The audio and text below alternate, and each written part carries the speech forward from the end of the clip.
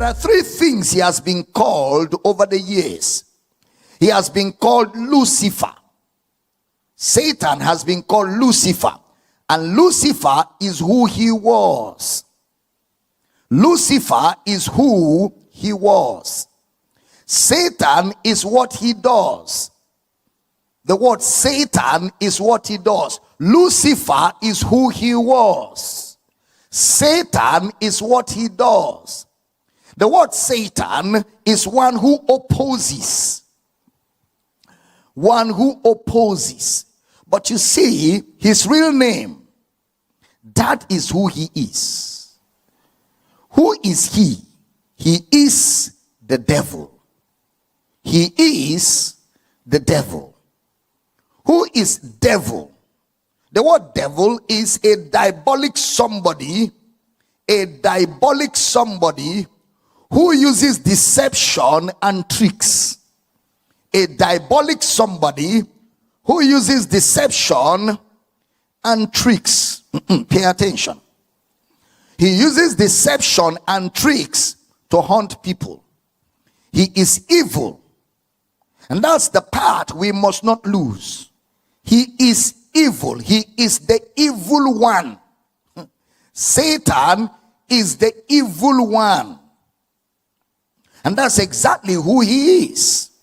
We have said that when you read the Old Testament part of the Bible, you get very little information about this guy called Satan.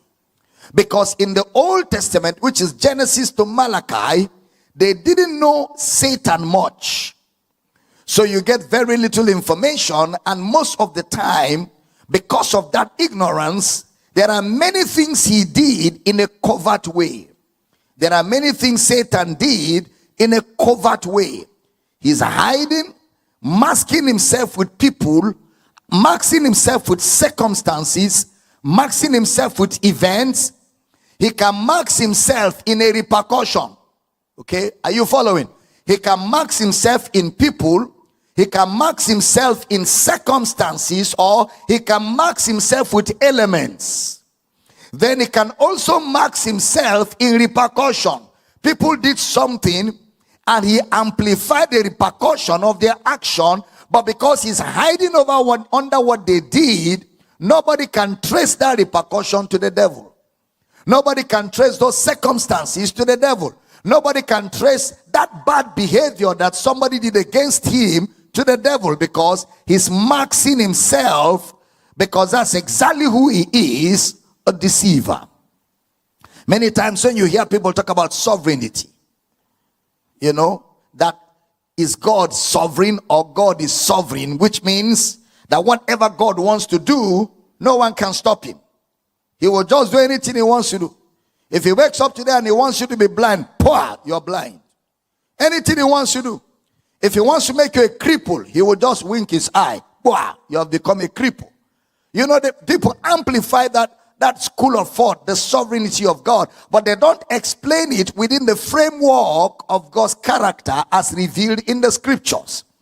All the people who believed in this lie, they take their references of the sovereignty of God from the Old Testament.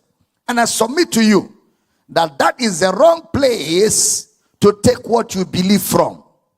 The Old Testament is the wrong place to take what you believe from. And most of these people that always talk about the sovereignty of God, they get all their references, the scriptures they quote, is from the Old Testament.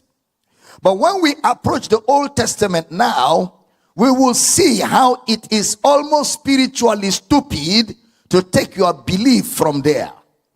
When we approach the Old Testament holistically, you will see how almost spiritually stupid it is to take your belief from that kind of information that you have in the Old Testament.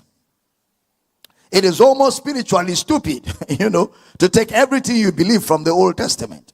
To take that kind of information and use it to form your belief system from the Old Testament. Now let me repeat what I just said.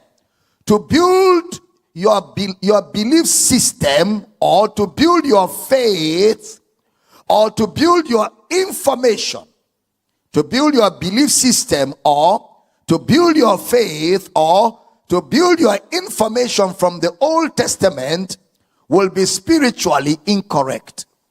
Will be spiritually incorrect.